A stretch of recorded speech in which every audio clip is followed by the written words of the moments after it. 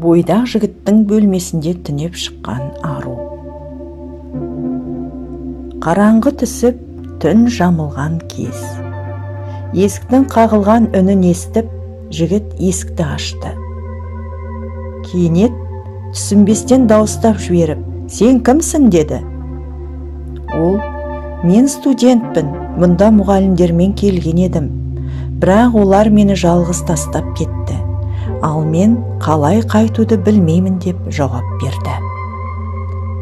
Жігіт, «Сен халық көшіп кеткен аймақтасың. Сенің барар ауылың оңтүстік жағында, ал сен солтүстік аймағындасың. Бірақ бұл жерде ешкім тұрмайды» деп, оның таң атқанша бір бөлмелі ғана үйінде түнеуіне рұқсат етіп, ол қыздан төсегіне жатуын сұрап, өзі жерге жататынын айтып, жігіт төсегінің бергі жағынан жіп тартып, жіпке мата іліп, екі араны бөліп қойды.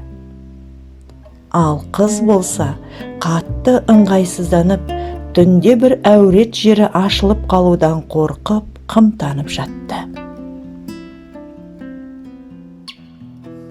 Жігіт қолына кітап алып оқып жатқан болатын. Кенет кітапты жанына қоя салып, алдындағы жанып тұрған шамға бас бармағын біраз уақыт күйдіре ұстап тұрды. Араға аздап уақыт салып, өзге саусақтарын да солай күйдіре бастады.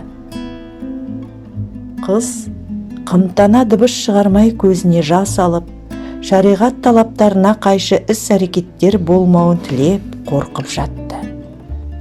Екеуі де түні бойы көз ілмеді. Таң атысымен жігіт қызды ауылына апарып салды.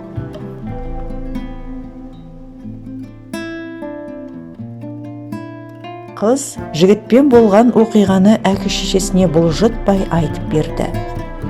Бірақ оған әкесі қызының хәлін көріп сеніңкіремеді.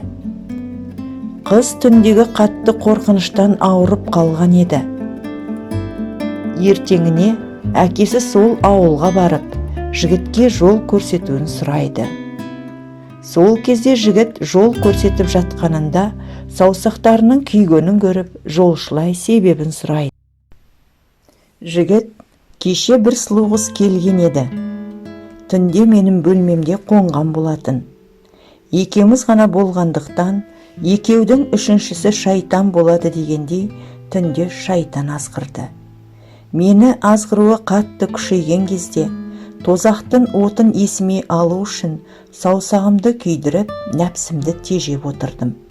Саусағымның күйгенінен гөрі, мен үшін сол қыз жайлы ойлауым ауырлау қиын болды деп, болған оқиғасын айтып берді. Қыздың әкесіне жігіттің нәпсісін тежеудегі тақуалығы ұнап, оны өз үйіне қонаққа шақырды. Сұлу қызын сол жігітке беріп, екеуін үйлендіруді мақсат етті. Әңгіме жарар сайтынан алынды. Егер әңгіме ұнаса, лайк басып, каналға тіркелуді ұмытпаңыздар.